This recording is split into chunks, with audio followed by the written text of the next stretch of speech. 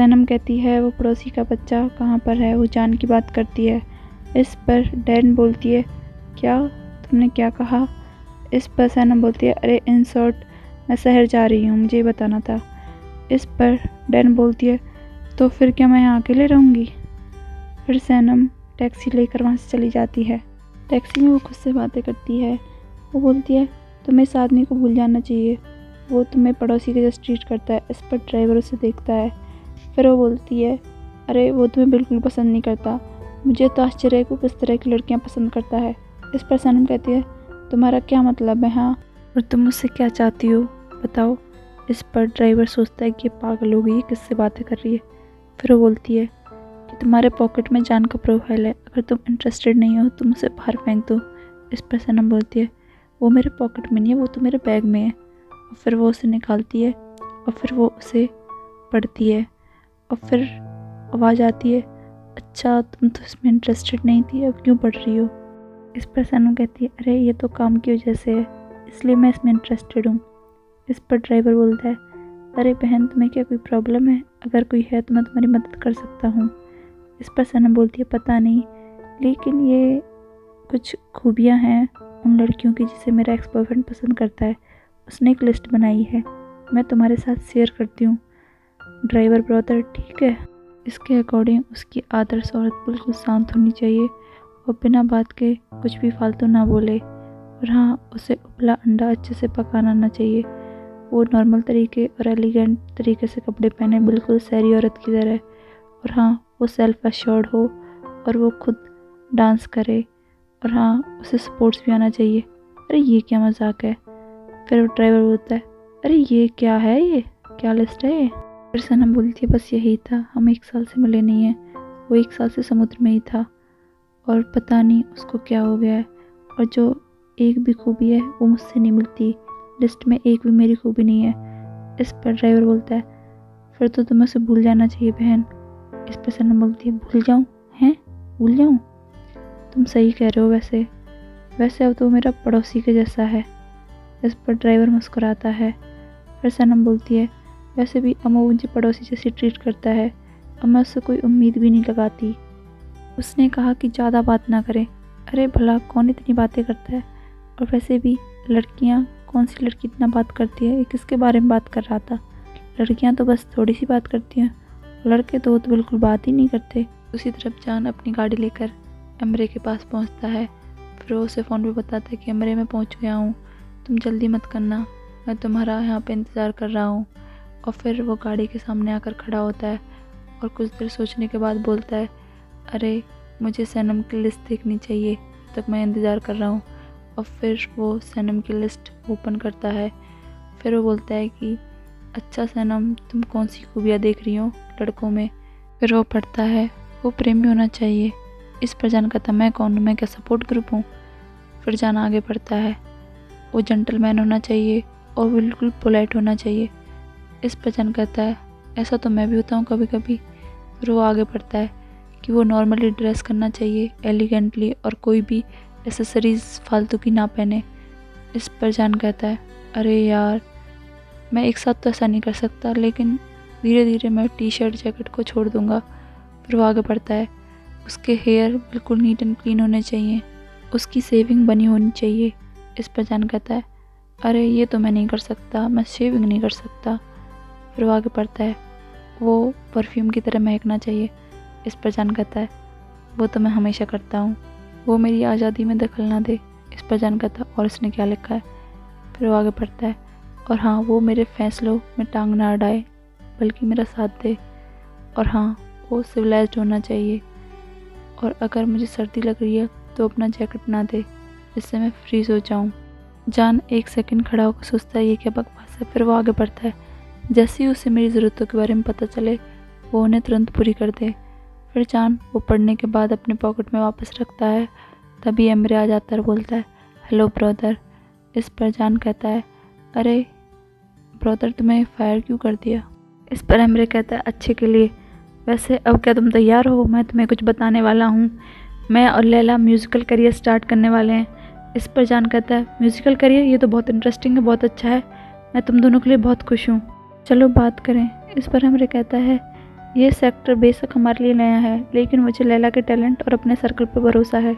हम ये सब हैंडल कर लेंगे, है ना? इस पर जान कहता है, हाँ ब्रदर, तुम सब कुछ हैंडल कर सकते हो, मुझे तुम पर भरोसा है। तुम्हारा जो दिल चाहे तुम वो करो, और जो मुझसे हो सकेगा वो मैं तुम्हारे लिए करूँगा। अगर तुम्हें कोई भी ज़रूरत हो तो मैं तुम्हारे साथ खड़ा हूँ ब्रदर, तुम तो ये जानते ही हो। इस पर एमरे बोलता है, हाँ मैं जानता हूँ, और वैसे जो भी तुमने कहा उसके लिए धन्यवाद। और हाँ, जब भी मुझे किसी चीज़ की ज़रूरत पड़ेगी मैं तुम्हें ज़रूर कॉल करूँगा। फिर जान कहता है कि अब इस टॉपिक को बंद करते हैं और एक नए टॉपिक पर बात करते हैं। चूँकि मुझे तुम्हारी सच्चाई पर भरोसा है, इसलिए मैं तुमसे कुछ पूछूंगा और तुम मुझे सब सच सच बताने वाले हो। क्या 1 साल में मैं इतना बदल चुका हूँ? क्या मैं लापरवाह दिखता हूँ और मैला? तुम क्या सोचते हो इस बारे में? तुम्हारा क्या कहना है? क्या मैं जंगली दिखने लगा हूँ? इस पर एमरे बोलता है, क्या मैं सही सुन रहा हूँ? जॉन डेविड लुक्स के बारे में पूछ रहा है, या मुझे कोई समझने में गलती हो रही है? इस पर जान कह रहा है, तुम मेरा मजाक मत उड़ाओ भाई, मुझे सच सच बताओ, मैं अट्रैक्टिव हूँ या नहीं? इस पर एमरे कुछ देर सोचता है, फिर जान कहता है, तुम मेरे बारे में क्या फील करते हो? मैं क्या कोई पड़ोसी टाइप हूँ? इस पर एमरे बोलता, पड़ोसी? चलो तुम घूमो, मैं तुम्हें देखकर बताता हूँ। फिर जान घूमता है और एमरे उसे देखता है। फिर एमरे उसे अच्छे से निहारने के बाद कहता है, लग तो कुछ ऐसा ही रहा है, पर मेरे ख्याल से तुम बहुत कंफर्टेबली ड्रेस करते हो, और यह तुम्हें सूट भी करता है। और तुम मुझे देखो, मैं इतनी गर्मी में ऐसे कपड़े पहने हुए हूँ। इस पर जान कहता, तुमने कंफर्टेबल बोला? मुझे ये खटक रहा है, क्या ये कुछ ज़्यादा ही कंफर्टेबल नहीं होगा, थोड़ा ज़्यादा? इस पर एमरे मुस्कुराता है। फिर जान कहता है, जैसे तुमने आरामदेह बोला, मुझे डाउट होने लगा है। दूसरी तरफ लैला कहती है कि सब कुछ अचानक से हुआ। मैं ऑफिस गई, मैंने नौकरी छोड़ी, पैकअप किया और वहाँ से आ गई। इस पर सैनम कहती है कि जो हुआ अच्छे के लिए हुआ, और मैं हमेशा तुम्हारे साथ हूँ। पर हुआ क्या था? क्या तुम्हारे कोई अदर प्लान्स हैं? इस पर लैला बोलती है, हाँ, एम्बरे और मैं एक नया बिजनेस स्टार्ट कर रहे हैं। इस पर सैनम पूछती है, तुम क्या करने वाले हो? इस पर लैला उसे बताती है कि हम म्यूज़िकल मतलब संगीत के क्षेत्र में बिजनेस स्टार्ट करेंगे।